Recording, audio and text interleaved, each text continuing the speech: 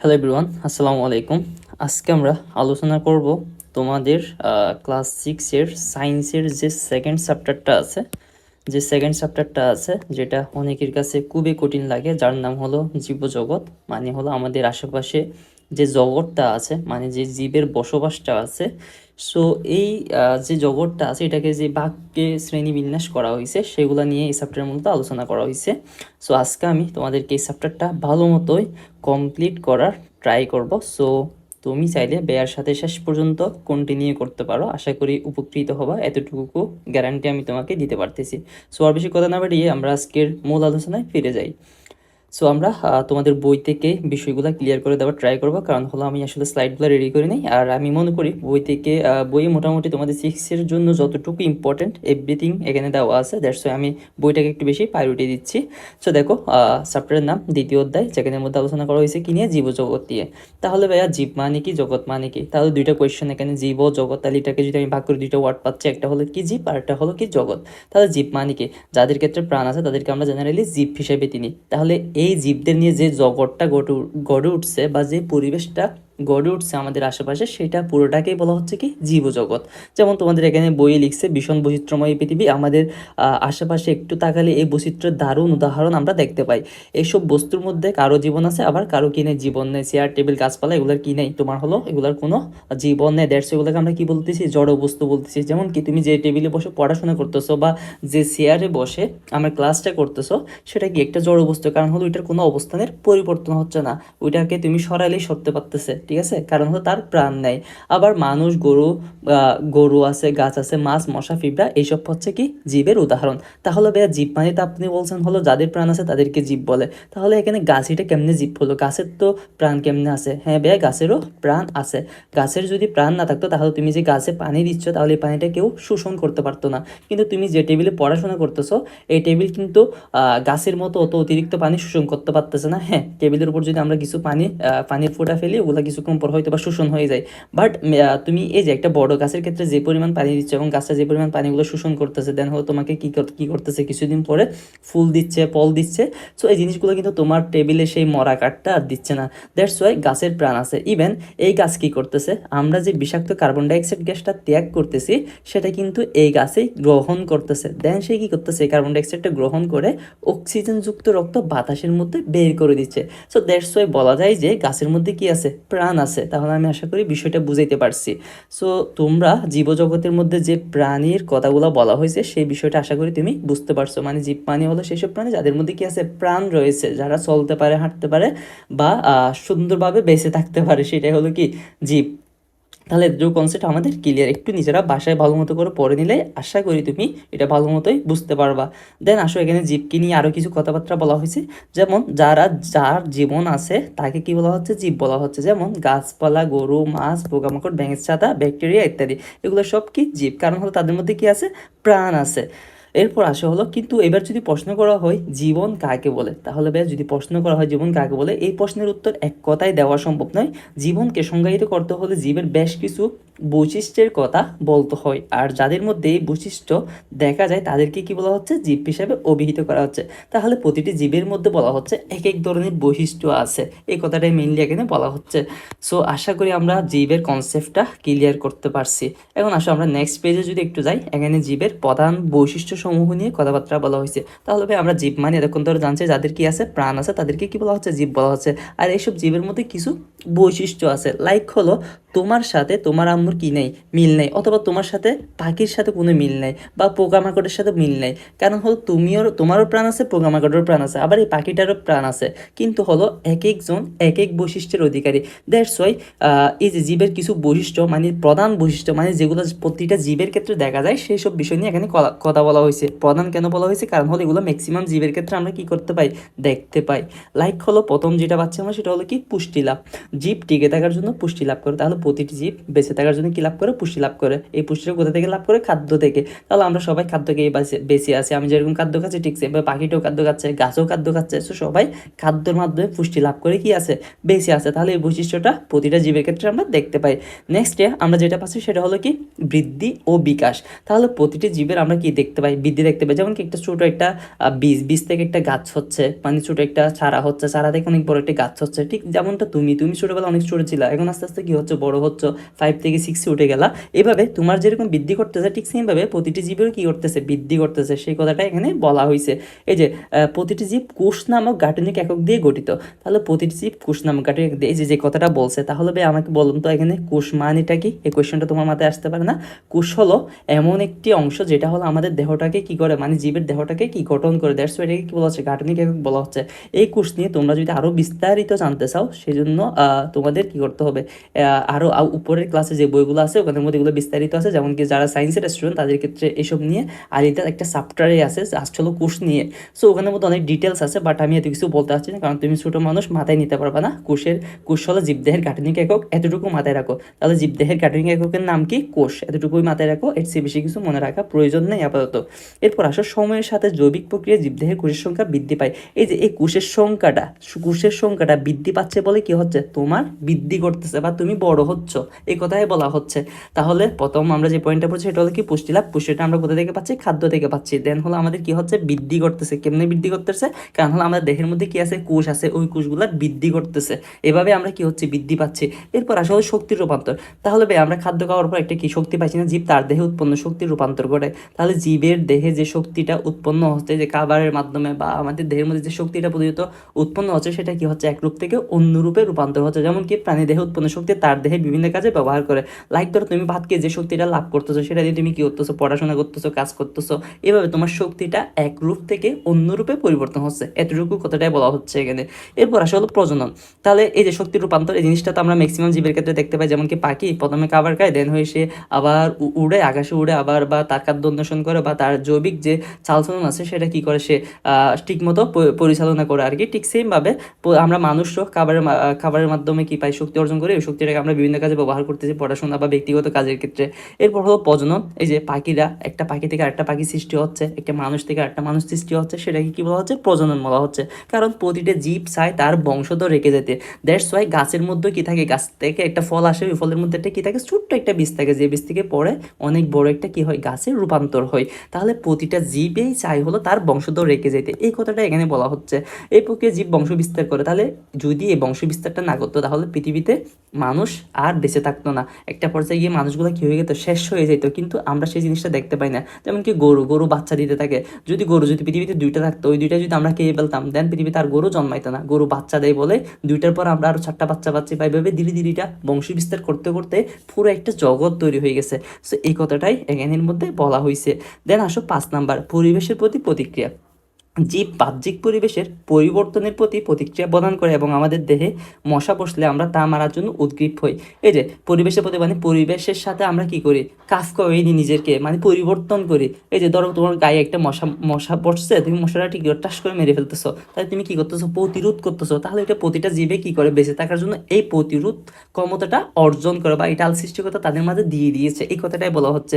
তো জন্মানো গাছ আলোর সন্ধান পাওয়ার জন্য আলোর থেকে, এই যে এখানে একটা কথা বলছে, অন্ধকার পরিবেশে জন্মানো গাছ আলোর সন্ধান পাওয়ার জন্য আলোর দিকে দ্রুত বৃদ্ধি পায়। মানে হলো তুমি যদি কোনো একটা গাছ, তোমরা যারা গ্রামে আছো তোমরা দেখতে পারবা, যে গাছগুলো আছে গাছের উপর যদি তুমি একটা ইট রেখে দাও, তখন দেখবা যে গাছের নিচের কি হয়, যে গাছগুলো সরি ইটের নিচের যে গাছগুলো আছে এগুলো কি হয়, যে সাদা হয়ে যায়, এবং এগুলো অন্য দিক দিয়ে বৃদ্ধি হতে চায়। মানে ওই জায়গা থেকে আর গ্রোথ হয় না, অন্য দিক দিয়ে বৃদ্ধি হয়। কারণ হলো তারা কি চায়, সূর্যের আলো চায়। তাহলে তারা কি করছে, পরিবেশের সাথে খাপ খাওয়াই নিছে, বা নিজেকে প্রতিরোধ করে পরিবর্তনটা করে নিছে, এটাই বলা হচ্ছে। সো আশা করি কতটুকু বুঝাইতে পারছি আমি জানি না, বাট হলো এটা ধরে নিচ্ছে যে তোমরা বুঝতে পারছো। না বুঝলে ব্যাক ক্লাসটা আবার একটু ব্যাক দিয়ে দেখে নিও। এরপর আসলে অভিযোজন ক্ষমতা, সেটা হলো প্রতিটি জীবেরই অভিযোজন ক্ষমতা রয়েছে। তাহলে এই অভিযোজন ক্ষমতা মানে কি, পরিবেশ পরিবর্তন টিকে থাকার জন্য জীব হাজার বছরের ব্যবধানে অভিযোজন ক্ষমতা লাভ করে। যেমন মরুভূমিতে জন্মানো অধিকাংশ গাছের পাতা চ্যাপ্টা ও কাঁটাযুক্ত হয়। তাহলে মরুভূমিতে যে গাছ আছে তাদের গাছের পাতাটা কি হচ্ছে, চ্যাপ্টা এবং কাঁটাযুক্ত হচ্ছে। এবং উদ্ভিদের এই বৈশিষ্ট্যগুলো এদের পানি সাশ্রয়ে সাহায্য করে। যেহেতু গাছগুলো চ্যাপ্টা এবং কাঁটাযুক্ত, তাহলে তাদের কি হয়, পানি সাশ্রয় হয়। তারা যদি পানি সাশ্রয় না করতো, তাহলে মরুভূমিতে কি থাকে, আর তোমরা নিজেরাই বলো, মরুভূমিতে পানির সংকট থাকে না। দ্যাটস ওয়াই মরুভূমিতে যে গাছগুলো আছে ওগুলো কি হয়, চ্যাপ্টা হয় এবং হলো কি কাঁটাযুক্ত হয়। সৃষ্টিকর্তা ওইসব গাছকে ওই বৈশিষ্ট্যের অধিকারী করে বানাইছে। কারণ আমাদের দেশে যে সবুজ শ্যামলা গাছ আছে, এগুলো যদি মরুভূমিতে রোপণ করি তাহলে মরে যাবে না। অথবা তুমি যদি একটা গাছকে পানি না দাও, মরে যাবে না। কিন্তু মরুভূমিতে কিছু গাছ কি আছে, বেঁচে আছে, তাহলে এগুলা ওই বৈশিষ্ট্যের অধিকারী। তাহলে এটাকে কি বলা হচ্ছে, অভিযোজন বলা হচ্ছে। মানে যে পরিবেশে যাচ্ছে সেই পরিবেশের সাথে নিজেকে পরিবর্তন করে নিচ্ছে। লাইক তোমরা দেখতে পাবা এই যে যেমন তোমাদের যে বিদেশের তোমার ওয়েস্টার্ন যেসব কান্ট্রিগুলো আছে ওখানের মধ্যে তুমি দেখতে পাবা যে ইউরোপ আমেরিকার মধ্যে অনেক বেশি কি পড়ে, শীত পড়ে। ওখানের মধ্যে তোমার কি ডাইরেক্টলি বরফ পড়ে। তো কিন্তু আমাদের দেশে কিন্তু নর্মাল শীত পড়ে। নর্মাল শীতে আমরা অনেকে শীতে মারা যায় বা অনেকে অ্যাডজাস্ট করে নিতে পারে না। যারা অ্যাডজাস্ট করে নিতে পারে তারাই কিন্তু বেঁচে থাকে। কিন্তু ইউরোপের মানুষজনও কিন্তু আমাদের মতো মানুষ, কিন্তু তারা সার্ভাইভ করতেছে কিভাবে, নিজেকে ওই পরিবেশের সাথে খাপ খাওয়াই দিচ্ছে। অথবা আমাদের দেশে যারা পাহাড়িরা আছে, পাহাড়িরা বলতে যারা পাহাড়ি অঞ্চলে বসবাস করে, তারা কিন্তু অনেক কষ্ট করে সার্ভাইভ করতেছে। সো তারাও কিভাবে সার্ভাইভ করতেছে, তারাও কিন্তু আমাদের মতো মানুষ, কিন্তু তারা পরিবেশের সাথে নিজেকে অ্যাডাপ্ট করে নিছে। পরিবেশের সাথে নিজেকে কি করে নিছে, অ্যাডাপ্ট করে দিছে, মানে নিজেকে পরিবেশের সাথে খাপ খাইয়ে নিছে। এই কথাটাই হলো অভিযোজন নামে আখ্যায়িত করা হয়েছে। সো আশা করি আমি জীবের যে প্রধান বৈশিষ্ট্যগুলো এগুলো বুঝাতে পারছি। এগুলো অনেক সময় আমাদের এক্সামে দিয়ে থাকে, জীবের প্রধান বৈশিষ্ট্যগুলো কী কী। সো এটা ধরে দিচ্ছি যে তোমরা বুঝতে পারছো। চলো আমরা একটু নেক্সট কনসেপ্টে যাই। সো নেক্সট কনসেপ্ট হলো এই যে এতক্ষণ ধরে আমরা যে জীব নিয়ে কথা বলতেছি, এই জীবটাকে কি করছে, বিভিন্ন শ্রেণীতে ভাগ করছে। তো এই জীবজগৎটার যারা ভাগ করছে তাদের বিজ্ঞানীদের কিছু কথাবার্তা বলা হয়েছে। যেমন কি শুরুতে একটা কথা বলছে, পৃথিবীতে প্রায় 87 লক্ষ ভিন্ন ভিন্ন রকমের জীব রয়েছে। তাহলে পৃথিবীতে কত লক্ষ ভিন্ন ভিন্ন জীব রয়েছে, 87 লক্ষ। তাহলে জিনিসটা আমাদের এমসিকিউর জন্য কি রাখতে হবে, মনে রাখতে হবে। এরপর হলো বৈচিত্র্যময় এই জীবকুলকে সহজভাবে জানার জন্য বিজ্ঞানীগণ পৃথিবীর সমস্ত জীবকে তাদের বৈশিষ্ট্যের উপর ভিত্তি করে শ্রেণীবদ্ধকরণের চেষ্টা করছে। 1969 খ্রিস্টাব্দে, কত খ্রিস্টাব্দে, বিজ্ঞানী হুইটেকার পঞ্চরাজ্য কি করে, শ্রেণীবিন্যাস প্রবর্তন করে। তাহলে পরীক্ষা যদি আমাদের আসে 1969 সালে কোন বিজ্ঞানী পঞ্চরাজ্য শ্রেণীবিন্যাস প্রবর্তন করে, তখন আমাদের বলতে হবে বিজ্ঞানী হুইটেকার। এই নামটা আমাদের কি করতে হবে, এমসিকিউর জন্য মনে রাখতে হবে। দেন হলো 1974 খ্রিস্টাব্দে বিজ্ঞানী, এটা কি লিখছে, মার্গিউলিস, এটার নাম কি, মার্গিউলিস, উক্ত শ্রেণীবিন্যাসকে পুনর্বিন্যাস করে জীবজগতের আধুনিক শ্রেণীবিন্যাস কি করে, প্রবর্তন করে। তাহলে এই যে লাইনগুলো আমি আন্ডারলাইন করে দিছি, এগুলো আমাদের মনে রাখতে হবে। কিসের জন্য মনে রাখতে হবে, এমসিকিউর জন্য। কারণ পরীক্ষা আমাদের কি আসবে, এমসিকিউ আসবে, অথবা কোয়েশ্চেনের জন্য এইসব কোয়েশ্চেনগুলো ইম্পর্টেন্ট। সো এতটুকু মনে রাখলেই হলো। তো এখন পেয়া এই যে জীবজগৎটাকে তারা ভাগ করছে বলছে, এখানে যে পঞ্চরাজ্য করার কথা বলছে, পঞ্চরাজ্য মানে বুঝাইছে হলো তোমার কি রাজ্য, 5টা রাজ্য। 5টা রাজ্যকে কি বলা হচ্ছে, পঞ্চরাজ্য বলা হচ্ছে। সো এই 5টা রাজ্য কি কি, মনেরা, প্রোটিস্টা, পাঞ্জাই, প্লান্টি, এনিমেলিয়া। তো এই জীবজগৎটাকে প্রধানত দুটি ভাগ করা হচ্ছে, একটি হলো কি আদিকোষ জীব, আর একটা হলো কি প্রকৃতিকোষ জীব। তাহলে ভাইয়া আদিকোষ মানে কি, আদিকোষ মানে হলো প্রাকৃতিক কোষ, মানে হলো আদিকোষ বা প্রাকৃতিক কোষ, এটা হলো অনেক পুরানো একটা কোষ, এটাকে বলা হচ্ছে। আর প্রকৃতি কোষ বা এটাকে কি বলা হচ্ছে, সুকেন্দ্রিক কোষ। এটাকে কি নামে ডাকা হয়, সুকেন্দ্রিক কোষ নামও ডাকা হয়। কেন সুকেন্দ্রিক নামে কোষ নামে ডাকা হয় সেটা নিয়ে আমরা পরবর্তীতে জানবো। তাহলে এটাকে আদিকোষ বলা হচ্ছে, কারণ হলো এখানে কি না, সুগঠিত কিছু নেই, বা প্রাকৃতিক কোষ, অনেক পুরানো কোষ। এখানের মধ্যে আছে কি, শুধু হলো মনেরা, কিন্তু ম্যাক্সিমাম এই যে 7টা আছে, প্রোটিস্টা, পাঞ্জাই, প্লান্টি, এনিমেলিয়া, সবগুলো কিসের অংশ, তোমার হলো প্রকৃত কোষের অংশ। সবগুলো কিসের অংশ, প্রকৃত কোষের অংশ। কারণ হলো এটা হলো কি, সুকেন্দ্রিক একটা কোষ।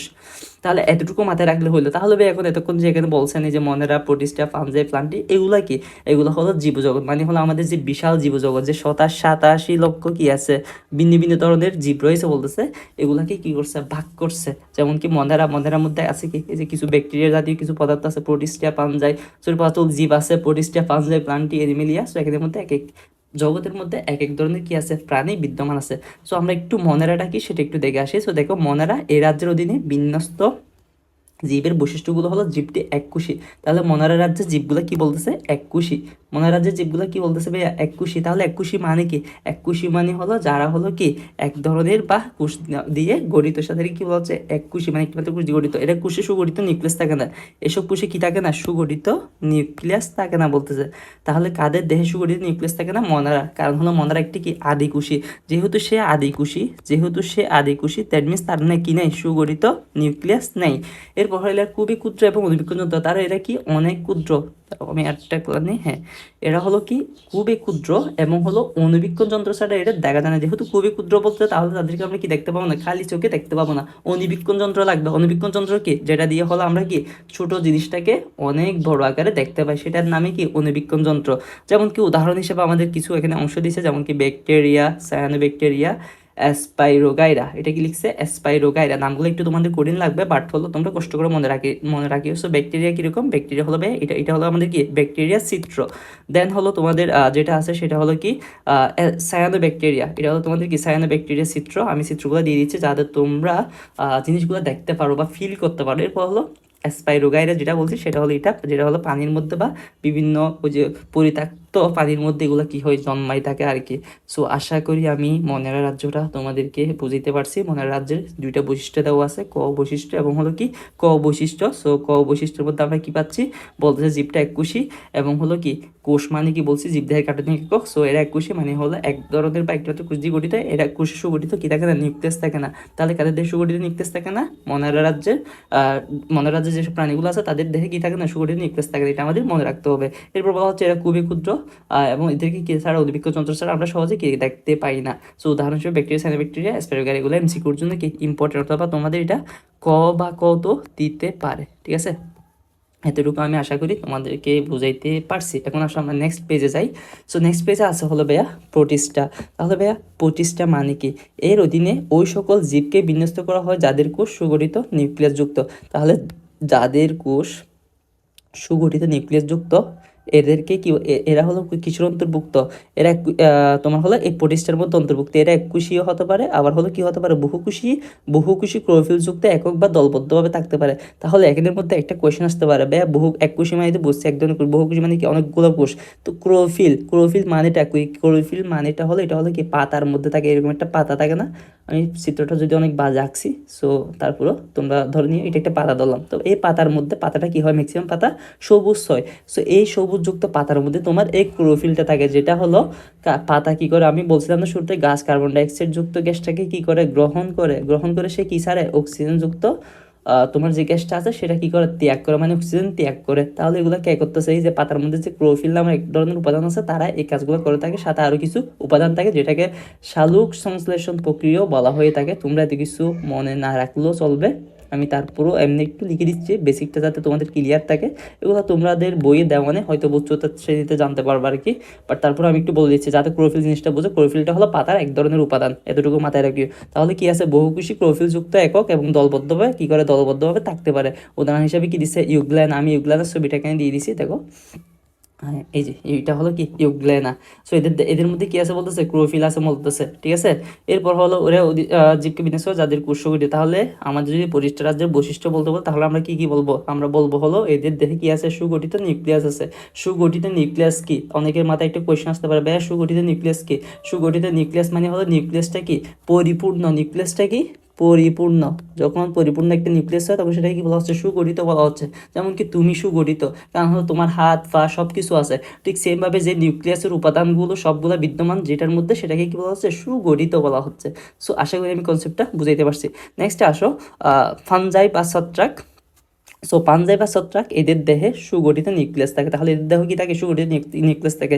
কারণ হলো এই তিনোটা রাজ্যই হলো তোমার কিসের অন্তর্ভুক্ত, এই তিনোটা রাজ্যই হলো তোমার এই যে এখানে যে প্রকৃত কোষ আছে প্রকৃত কোষের মধ্যে অন্তর্ভুক্ত। তাহলে প্রকৃত কোষটাকে কি বলা হচ্ছে, সুকেন্দ্রিক কোষও বলা হচ্ছে। সুকেন্দ্রিক কেন এবার বুঝতে পারছো, কারণ হলো এখানে নিউক্লিয়াসটা কি সুগঠিত, দ্যাটস এটাকে কি বলা হচ্ছে, সুকেন্দ্রিক বলা হচ্ছে। তাহলে আদি কোষ বা প্রাককেন্দ্রিক কোষ, প্রকৃত কোষ বা সুকেন্দ্রিক কোষ। তাহলে এই দুইটা কনসেপ্ট আশা করি মাথায় ঢুকছে, কেন সুকেন্দ্রিক বলা হয় প্রকৃত কোষটাকে।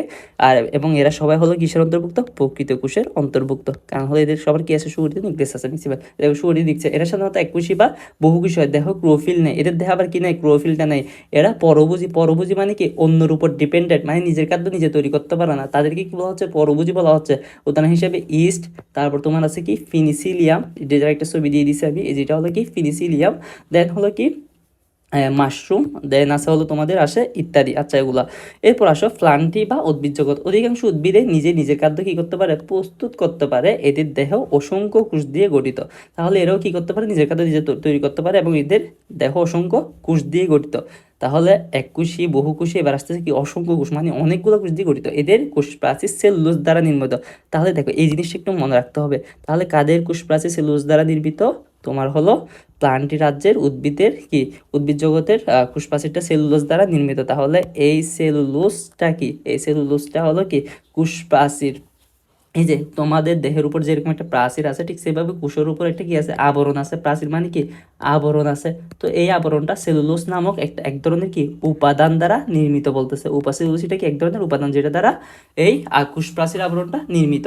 তাহলে এই সেলুলোজ নিয়ে যদিও তোমরা এসএসসি সায়েন্স নিলে অনেক ডিটেলস জানতে পারবা, বাট হতে এখন অনেক ছোটো, সো সেই হিসেবে আমি এসব বলতে পারছি না আর কি এগুলা। তো এতটুকু মাথায় রাখো, এটা হলো কি এক ধরনের উপাদান যেটা হলো কি কোষ প্রাচীর, কোষ সেলুলোজ নামক কোষ প্রাচীর, এদের কোষ সেলুলোজ নামক কোষ প্রাচীর দ্বারা কি নির্মিত, যেটা কোষ প্রাচীর গঠনে সহায়তা করে। এতটুকু মাথায় রাখো তোমরা। দেন আসো ভাইয়া, এদের কোষ সুগঠিত কি থাকে না, নিউক্লিয়াস বা এদের কোষে সুগঠিত নিউক্লিয়াস বা কোষগহ্বর বিদ্যমান। কারণ হলো তারা কি সবাই প্রকৃত কোষের অন্তর্ভুক্ত, দ্যাটস ওয়াই সুগঠিত নিউক্লিয়াস থাকাটা স্বাভাবিক। উদ্ভিদে সবুজ কণিকা বা ক্লোরোফিল থাকে। এই যে তোমাদেরকে যে ক্লোরোফিল মানে সবুজ কণিকা বলছিলাম আমি, পাতার সবুজ অংশের মধ্যে থাকে, সেটাই বলা হচ্ছে সবুজ কণিকা বা ক্লোরোফিল। বাংলায় বললে সবুজ কণিকা বলতে পারো, বাট হলো ইংলিশে বললে ক্লোরোফিল বলতে পারো। ক্লোরোফিল বললে বিষয়টা একটু বেশি সুন্দর দেখায়, অ্যান্ড এটা তোমরা সামনের ক্লাসে বা উপরে শ্রেণীতে এই জিনিসটা অনেক পাবা আর কি।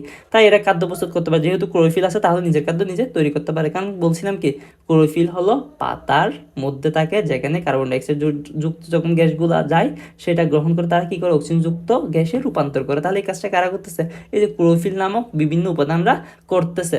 যদিও ক্লোরোফিল লাগে, পানি আছে, আরও হ্যান ত্যান অনেক কিছু আছে, এগুলো জানবা। তো এই ক্লোরোফিলটা কি করতেছে, তাহলে এই কাজটা করতেছে। তাহলে দেখো তো গাছ প্রথমে কার্বন ডাইঅক্সাইড গ্রহণ করতেছে, তাহলে একটা গাছ কি গ্রহণ করতেছে, কার্বন ডাইঅক্সাইড গ্রহণ করতেছে, এরপর সে কি ত্যাগ করতেছে, অক্সিজেন ত্যাগ করতেছে।